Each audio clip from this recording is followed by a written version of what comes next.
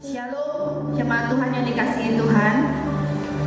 Kita akan mulai ibadah raya kita pada hari ini. Kita percaya ya, kalau Tuhan hadir di rumah kita masing-masing. Biarlah kita boleh bersekutu, boleh bertemu dengan Tuhan, boleh memuji Tuhan, menyembah Tuhan dengan segenap hati kita. Mari saya undang kita satukan hati untuk berdoa. Bapa, terima kasih Tuhan untuk pagi hari ini kami boleh dikasih kesempatan untuk memuji Engkau. Kami percaya Tuhan, dimanapun kami berada, Engkau hadir dan Engkau berada di tengah-tengah kami ya Allah. Tuhan Yesus, biarlah pada pagi hari ini Tuhan, kami boleh memuji dan menyembah Engkau dengan segenap hati kami. Kami mau menyenangkan hati-Mu ya Bapa. Kami menyerahkan Tuhan pada pagi hari ini ke dalam tangan.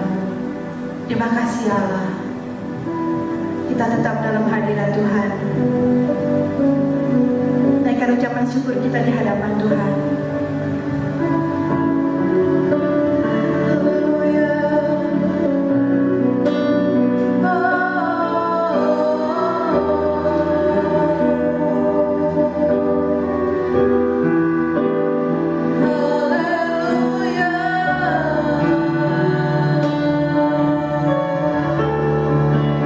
Terima kasih Yesus.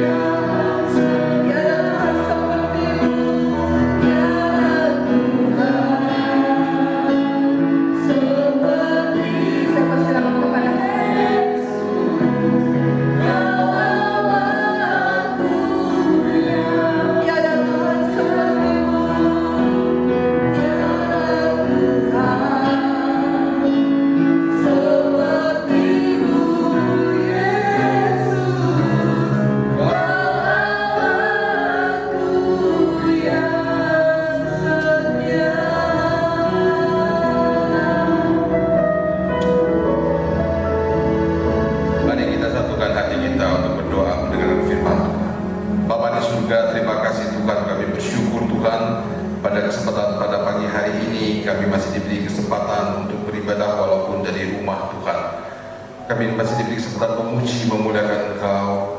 Kami diberi kesempatan untuk mendengarkan firman-Mu yang hidup dan menghidupkan Tuhan. Tuhan, biarlah Tuhan pada saat ini kami mengalami lawatan-Mu yang heran dan ajaib. Firman-Mu menyegarkan kami, firman-Mu menguatkan kami. Urapi lidah bibir hamba-Mu Tuhan yang menyampaikan kebenaran firman ini Tuhan. Terpuji, termulialah nama-Mu. Hanya di dalam nama Tuhan Kristus kami berkatkan doa. Amin. Shalom Bapak Ibu Saudaraku yang kasih dalam Tuhan, senang sekali bisa menjumpai Bapak Ibu sekalian walaupun melalui siaran melalui video saudara. Puji Tuhan, pelayanan saya tertunda setengah tahun di tempat ini.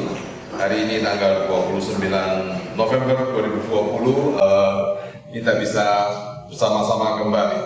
Bapak Ibu yang kasih dalam Tuhan, kalau kita membaca di Alkitab, kita sering menjumpai bagaimana ahli-ahli Taurat dengan Tuhan Yesus itu terlibat dalam suatu perdebatan, terlibat dalam suatu percakapan yang suasananya panas. Padahal yang dibahas itu adalah firman Tuhan juga, saudara. Musa di dalam kitab Keluaran yang mengatakan, janganlah engkau lupa memperkatakan kitab Taurat ini, mengajarkan kepada anakmu. Kemudian di dalam kitab Yosua juga dikatakan, jangan lupa memperkatakan kitab Taurat ini. Mereka dari generasi ke generasi, saudaraku, mereka pegang taat kepada firman Tuhan. Tetapi, saudaraku, ada kalanya mereka tidak setia kepada firman Tuhan. Mereka jatuh bangun di dalam penyembahan berhala dan sebagainya. akhirnya mereka mengalami suatu kejadian yang mereka tidak sangka sama sekali, yaitu mereka mengalami pembuangan ke Babel, saudara. Nah, setelah 70 tahun pembuangan di Babel, saudaraku, mereka mulai mengambil sikap bahwa ini kita harus serius sekali percaya, menjalani firman Tuhan. Kita nggak boleh main-main lagi. Dan mereka betul-betul mereka serius menjalankan firman Tuhan, dan ini menjadi cikal bakal daripada ahli-ahli Taurat dan orang Farisi, saudara. Tetapi di dalam perkembangannya seperti yang saya katakan semula tadi, saudaraku, mereka begitu sering berseteru dengan Tuhan Yesus. Padahal yang dibahas ini adalah sama-sama firman Tuhan. Bapak Ibu saudara-saudaraku yang kasih dalam Tuhan, kita perlu anugerah Tuhan untuk mengerti kebenaran firman Tuhan. Kita nggak bisa mengerti dengan pikiran kita sendiri. Paulus menulis di kitab Korintus dikatakan setiap kali mereka membaca firman Tuhan, ada selumpuk yang menyelubungi pikiran mereka, sehingga mereka nggak bisa mengerti dengan sebenar-benar setepat-tepatnya apa yang firman Tuhan maksudkan. Saudara, pada pagi hari ini saya akan bahas firman Tuhan mengenai dosa dan penderitaan, saudara. Sebagaimana dikatakan di dalam kitab Ulangan pasal yang ke-28, saudaraku, ayat 1 sampai dengan 6. Tentu kita familiar sekali dengan ayat ini, saudara. Saya akan bacakan untuk Bapak Ibu, saudara-saudara sekalian. Dalam kitab Ulangan pasal yang ke-28, ayat 1 sampai dengan ayat yang ke-6. Nanti kita sambung lagi ayat yang ke-15 sampai 20. Ulangan pasal 28 ayat 1 sampai dengan ayat 6. Jika engkau baik-baik mendengarkan suara Tuhan Allahmu dan melakukan dengan setia segala perintah yang kusampaikan kepadamu pada hari ini, maka Tuhan Allahmu akan mengangkat engkau di atas segala bangsa di bumi. Segala berkat ini datang kepadamu dan menjadi bagianmu jika engkau mendengarkan suara Tuhan Allahmu.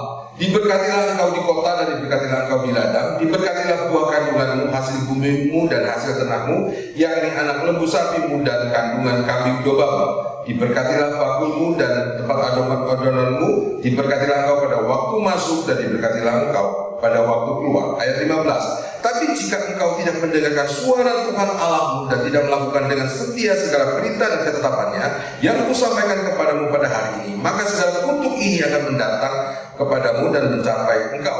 Terkutuklah engkau di kota, terkutuklah engkau di ladang, terkutuklah bakulmu dan tempat adonanmu, terkutuklah buah kandunganmu, hasil bumimu, anak lembu sapimu dan kandungan kambing dombamu. Terkutuklah engkau pada waktu masuk dan terkutuklah engkau pada waktu keluar.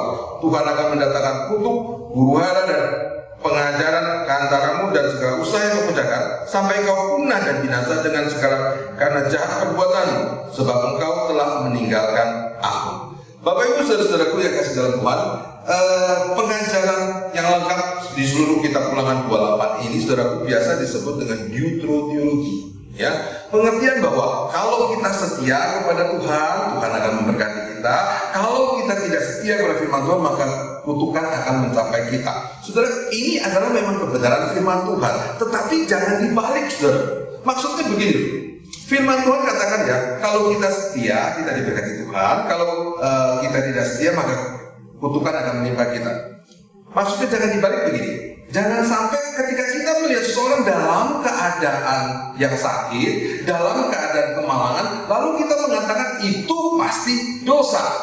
Inilah yang akan dibenarkan, akan diluruskan oleh Tuhan Yesus di dalam pengajaran-pengajarannya, saudara.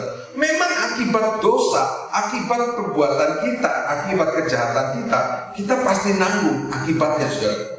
Ya, satu kali ada satu orang ibu di daerah Sentul, saudaraku, dia orang Chinese dan jadi pemulung. Kita biasa lihat pemulung itu kita sudah biasa, tapi kalau kita lihat orang Chinese jadi pemulung, kita mungkin jadi agak heran, kenapa bisa begini? Kemudian ada seorang yang memviralkan ibu ini, lalu diselidiki, ternyata katanya dia punya anak, saudara. Maka ada beberapa orang berusaha untuk mempertemukan dengan anaknya, saudara. Ya, dia ada nomor handphone anaknya. Ibu ini nggak ada KTP, ibu ini nggak punya surat keterangan apa-apa, katanya dia dicopet, saudaraku, diangkut, sehingga nggak punya data apa-apa. Cuma ada nomor handphone anaknya. Nah, beberapa orang berusaha untuk menghubungi anaknya, termasuk saya diminta untuk menghubungi anaknya, saudara. Ya, setelah apa yang terjadi? Setelah kita WA dengan anaknya untuk berapa lama tidak dibalas, saudaraku. Akhirnya ini anaknya balas, saudaraku. Lalu saya bilang, boleh saya telepon? Saya bilang, oke, ya kita telepon. Saya tanya, apakah benar ibu ini adalah ibu kandung kamu? Karena saya pengen perlu data KTP-nya untuk dibuatkan BPJS, untuk dibuatkan rekening di bank kalau ada yang mau nyumbang dan sebagainya. Lalu jawaban dari anak ini sangat mengejutkan sekali, saudara. Dia bilang, saya nggak punya data-data ibu ini, ya, ibu A katakanlah ya. Loh, kamu bener anaknya ini? Lalu si anak ini dia menjawab, kami dari kecil sejak usia 2 tahun sudah diserahkan ke panti asuhan. Saya dengan kakak saya. Oh, lah yang nyerahkan siapa? Ya ibu ini. Katanya, kata yang pengurus panti katanya ini ibu kandung saya, tapi saya nggak tahu. Jadi antara si anak dengan ibu kandung ini sudah tidak ada hubungan sekian puluh tahun, saudaraku. Saudara, selidik punya selidik, wah ternyata ini ibu memang ayah ya, dia serahkan anaknya ke panti asuhan dan tidak pernah dibesuk, saudara.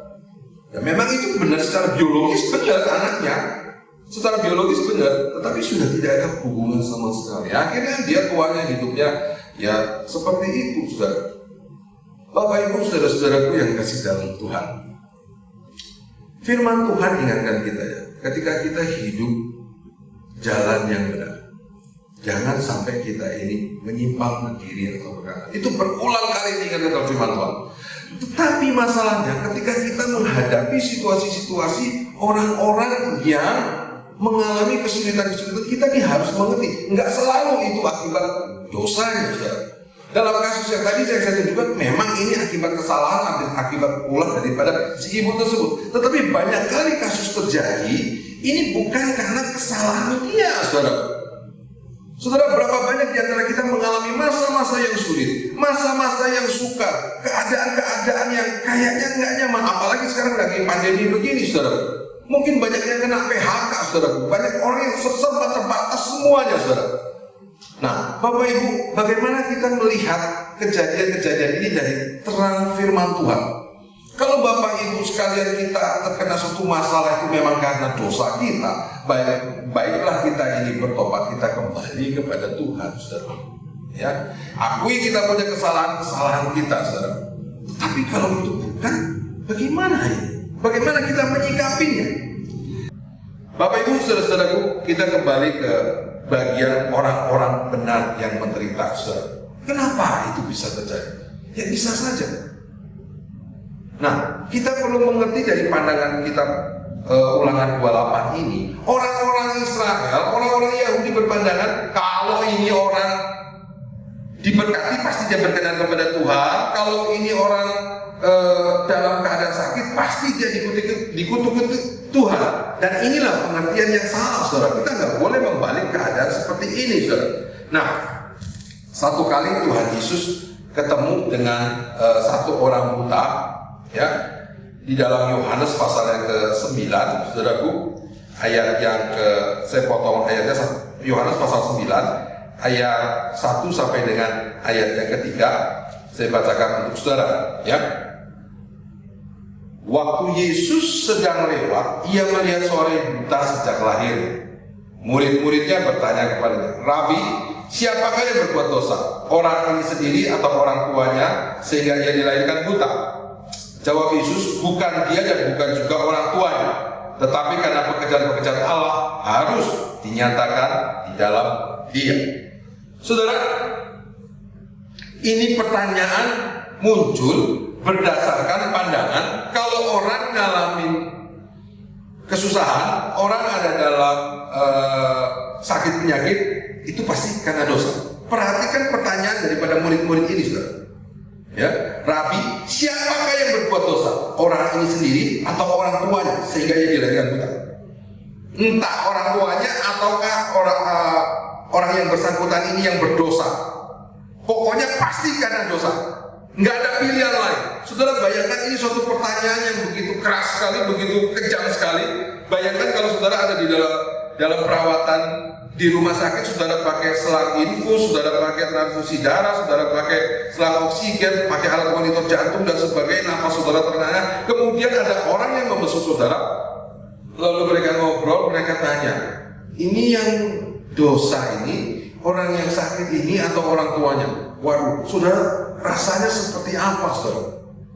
Kenapa murid-muridnya bertanya seperti ini? Ya itu karena pandangannya mereka seperti itu, saudara. Kalau dia sakit pasti karena dosa. Lihat perkataan apa yang dijawab oleh Tuhan Yesus.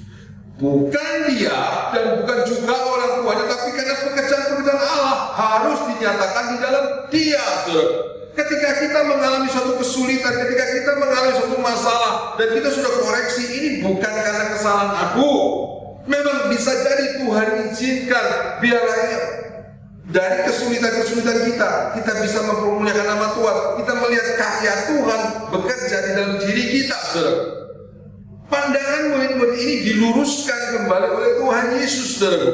Saudara-saudaraku yang kasih dalam Tuhan, di sini kita melihat hubungan antara dosa dan penderitaan itu memang ada, saudara. Ya. Kita nggak tahu, mungkin ada di antara saudara Bapak Ibu yang mendengarkan firman Tuhan pada saat ini. Saudara pikir, loh saya hidup di dalam dosaku. Oke aja, santai-santai aja. Gak bisa, saudara. Firman Tuhan katakan, upah dosa adalah maut. Setiap perbuatan dosa itu pasti nanti ada efeknya. Mungkin sekarang kita masih belum mengalami, tetapi pasti ada waktunya kita menuai apa yang kita tabur, saudara. Firman Tuhan tidak mungkin salah, saudara. Allah berfirman demikian, dia pasti laksanakan. Saudara nggak bisa berkata, mungkin sekarang saudara masih merasa oke saja, tetapi saya bukan menakut-nakuti saudara. Tinggal tunggu waktunya, saudara. Bapak Ibu, saudara-saudaraku yang kasih dalam Tuhan, dosa dan penderitaan itu selalu berkaitan. Firman Tuhan di dalam kitab Ulangan tadi dikatakan, jikalau engkau mendengarkan Tuhan, engkau akan diberkati. Kalau engkau tidak mendengarkan Tuhan, saudara, ini segala kutuk akan menimpa engkau. Lalu sekarang pertanyaannya, bagaimanakah dengan orang-orang yang tidak berbuat dosa? Maksudnya orang-orang yang tidak berbuat kesalahan, tapi mereka bisa mengalami penderitaan. Bisa. Seperti tadi saya katakan, ya. Yeremia menyampaikan kebenaran firman Tuhan dan dia mengalami penderitaan, penganiayaan. Ayub tidak melakukan kesalahan, tidak berdosa, tapi tetap bisa saja terjadi malapetaka, aniaya yang menimpa dia. Oleh karena itu kita untuk memahami kitab Ulangan 28 tadi, pengertian kita ini jangan dibalik. Memang dosa dan penderitaan itu ada hubungannya, saudaraku. Tapi jangan dibalik. Kalau orang yang sedang menderita, orang yang sedang susah, berarti dia itu pasti dikutuki oleh Tuhan. Belum tentu, saudara. Bapak Ibu, saudara-saudaraku yang kasih dalam Tuhan, pemazmur tulis di Mazmur 37 dan juga di Mazmur 73, dia lihat orang-orang fasik hidupnya itu tidak takut akan Tuhan. Kok hidupnya enjoy aja, kok hidupnya itu bisa enak-enakan saja, saudara. Tapi nanti ada waktunya Tuhan, ada saatnya Tuhan. Bapak Ibu, saudara-saudaraku yang kasih dalam Tuhan, mungkin saat ini kita mengalami kesulitan-kesulitan yang hebat, saudara. Semua orang akibat pandemi ini mengalami hambatan-hambatan, pelayanan-pelayanan terganggu dan sebagainya. Tapi biarlah kita memegang kebenaran firman Tuhan, bahwa karya Allah itu bisa dinyatakan di dalam kesulitan, setiap kesulitan yang kita alami, saudara. Enggak selamanya orang yang mengalami kesulitan itu karena dosa. Enggak selamanya, saudara, karena orang-orang yang mengalami penderitaan itu pasti karena dosa, saudara. Saudara tentu masih ingat pengajaran Tuhan Yesus di dalam kitab Lukas pasal yang ke-16 ayat 19 sampai dengan ayat 23. Dikatakan demikian, ada seorang kaya yang selalu berpakaian jubah ungu dan kain halus dan setiap hari dia bersukaria di dalam kemewahan. Dan ada seorang pengemis yang bernama Lazarus, badannya penuh dengan borok, berbaring dekat pintu rumah orang kaya itu. Dan ingin menghilangkan laparnya dengan apa yang jatuh dari meja orang kaya itu. Malah anjing-anjing datang dan menjilat boroknya. Kemudian matilah orang miskin itu, lalu dibawa oleh malaikat ke pangkuan Abraham. Orang kaya itu juga mati lalu dikubur, dan sementara ia menderita sengsara di alam maut, ia memandang ke atas dan dari jauh dilihat Abraham dan Lazarus duduk di pangkuannya. Bapak Ibu, bagi pendengar pertama kisah ini, mereka itu sangat shock, sangat kaget sekali. Kenapa? Ya karena mereka dalam pikiran mereka bahwa orang kaya ini adalah orang yang diberkati Tuhan. Sedangkan Lazarus yang miskin ini adalah representatif daripada orang-orang yang dikutuki oleh Tuhan. Ketika Tuhan Yesus mengatakan ini orang kaya ini mati lalu dikubur, lalu Lazarus ini mati dibawa ke pangkuan Abraham, mereka kaget sekali, saudara. Bapak Ibu saudara-saudaraku yang kasih dalam Tuhan, di sini kita melihatnya. Tidak selalu orang yang dalam keadaan sakit, miskin, itu pasti adalah orang-orang yang dikutuki Tuhan. Saya mengajarkan kebenaran firman Tuhan ini. Berapa banyak sekarang pandangan-pandangan dari gereja yang mengajarkan tentang prosperity teologi, yang sehingga membuat orang-orang itu kalau dia kaya, dia datang ke gereja dengan perasaan yakin bahwa ini orang diberkati Tuhan. Lalu kalau orang yang biasa-biasa saja, rumah masih ngontrak, pekerjaannya masih biasa, jadi rasanya seperti minder. Bapak Ibu saudara-saudaraku yang kasih dalam Tuhan, di hadapan Tuhan semua orang itu sama.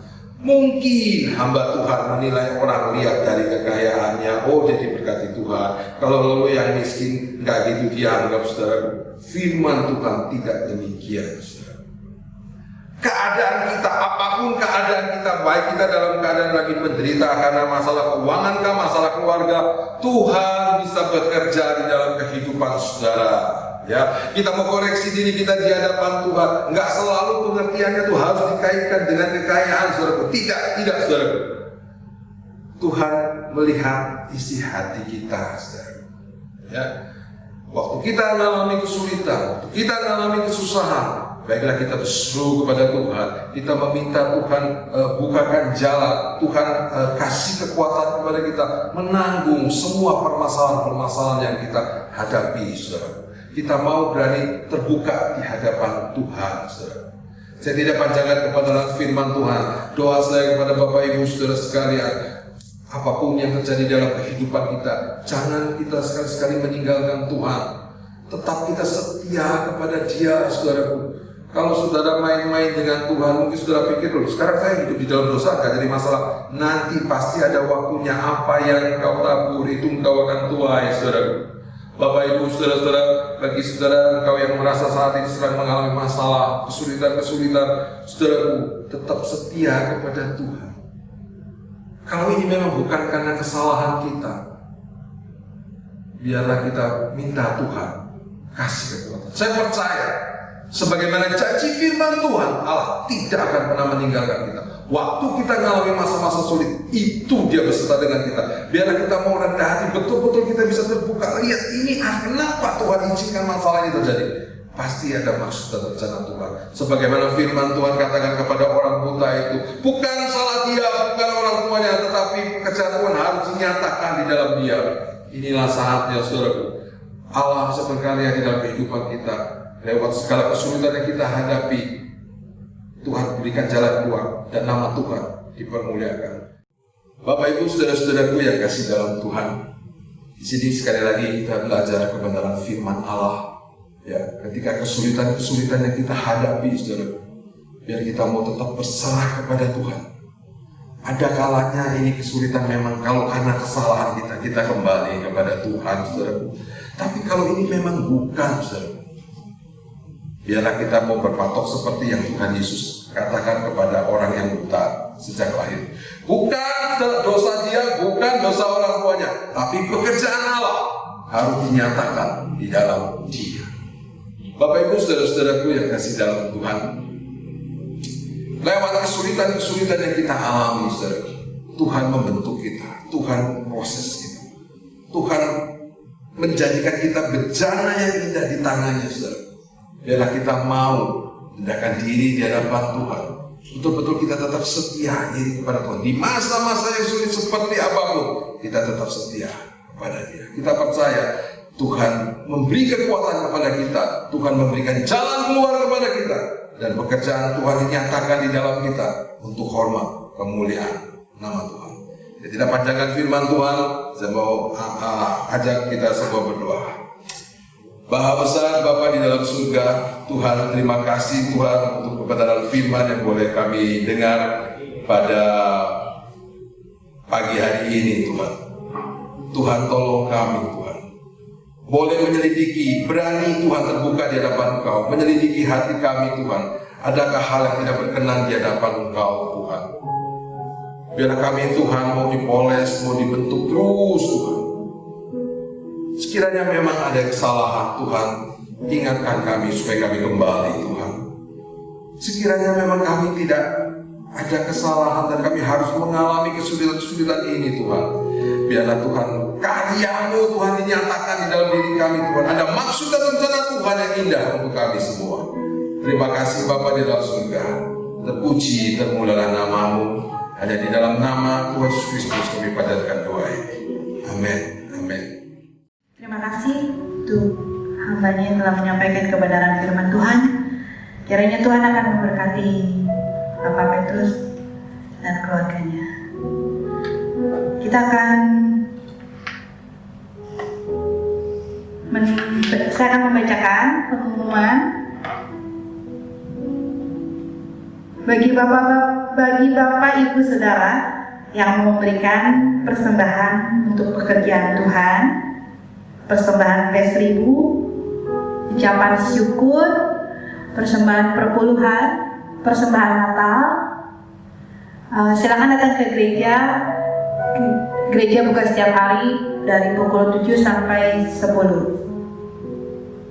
Jika Bapak Ibu Saudara tidak sempat datang ke gereja, bisa ditransfer ke rekening gereja BCA, nomor rekeningnya 58901347701 atas nama GSCA Batu Tulis Raja Wali. Jangan lupa kita setiap Senin ada doa bersama melalui Zoom jam 7 malam. Untuk linknya nanti setiap Senin akan di-share ke grup masing-masing. Untuk Natal di tahun ini, karena ada virus yang tidak mau pergi-pergi, tetap diadakan online dan offsite. Offsite akan diadakan tanggal 20 Desember. Sekian info kita hari ini. Tuhan Yesus memberkati. Kita akan tutup ibadah kita pada pagi hari ini. Saya undang jemaat Tuhan bangkit berdiri. Kita akan satu pujian. Bila Engkau tidak berserta kami.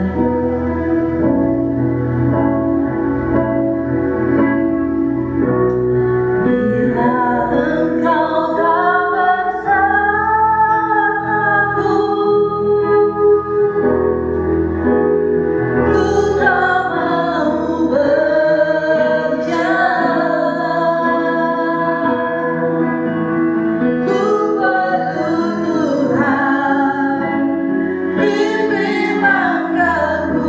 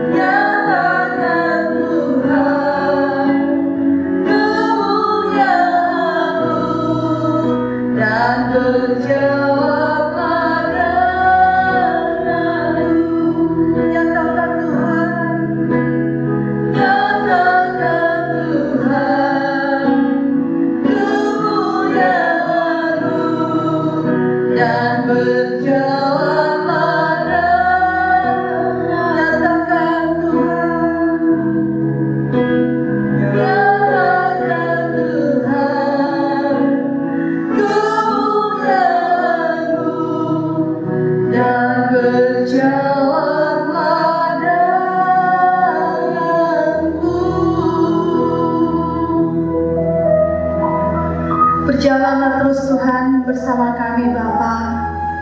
Jangan pernah lepaskan tangan kami ya Allah. Terus Tuhan pimpin kehidupan kami ya Bapa. Kami gak bisa berjalan tanpa Engkau. Di tengah keadaan dunia seperti ini Tuhan, tidak ada tempat perlindungan kami selain hanya pada Engkau. Tuhan Yesus, biarlah Roh-Mu terus memimpin kehidupan setiap anak-anak-Mu, setiap kami orang yang percaya kepada Engkau. Ketika kami dalam masalah Tuhan, itu bukan karena dosa ya, tapi Tuhan, Kau mau buat lebih lagi membesar di dalam kehidupan kami Bapa. Ajar kami untuk tetap setia Tuhan. Ajar kami untuk hidup berkenan di hadapan-Mu ya Bapa. Terima kasih Tuhan Yesus. Pada pagi hari ini kami boleh Tuhan mengikuti ibadah online bersama. Kami boleh mendengar kebenaran daripada firman-Mu ya Bapa. Ajar terus kami Tuhan menjadi tanah yang baik. Ajar kami terus Tuhan menjadi pelaku daripada firman-Mu ya Bapa. Berkati terus Bapa hamba-Mu yang telah menyampaikan kebenaran firman-Mu. Buat beliau sehat, buat beliau terus tambah naik di dalam Engkau. Berkati keluarganya Bapa. Berkati dimanapun beliau di pelayanannya Bapa. Biarlah Tuhan nama Engkau boleh terus dipermuliakan.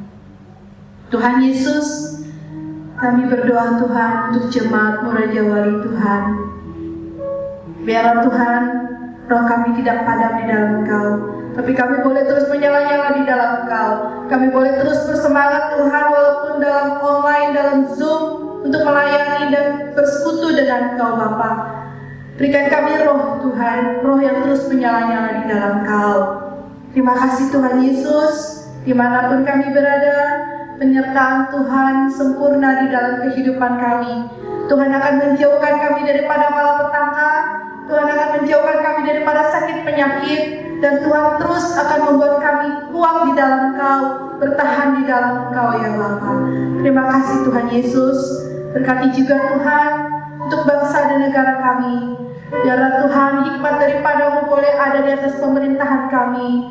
Karena kami percaya Tuhan apa yang telah Engkau tetapkan, Engkau juga yang akan memberikan hikmat daripada Engkau. Terima kasih Tuhan Yesus. Kami mengucap syukur ya Allah. Terima kasih ya Bapa. Kalau kami boleh selesai Tuhan ibadah kami pada hari ini, kami mengucap syukur dan kami akan menerima berkat daripada hamba-Mu. Marilah Bapak Ibu, saudaraku yang dikasihi Tuhan, kita angkat kedua belah tangan kita menerima berkat daripada Tuhan. Saudara-saudaraku yang dikasihi oleh Tuhan, terimalah berkat daripada Allah Bapa, persekutuan dengan Anaknya Tuhan Yesus Kristus, kasih sayang kepada Allah Roh Kudus, menyertai hidup kita sekalian, mulai di hari ini sampai selama-lamanya. Dalam nama Tuhan Yesus Kristus kami panjatkan doa ini.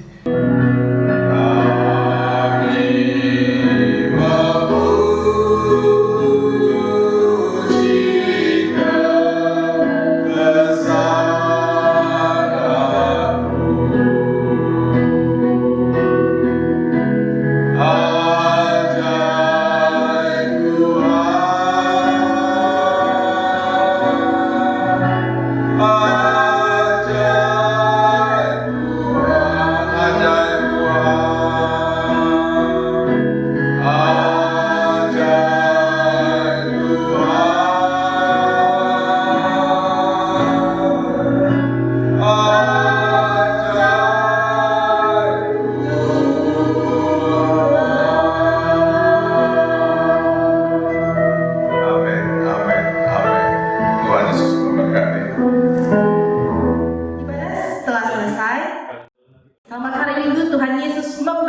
Tetap jaga kesehatan, jangan kemana-mana.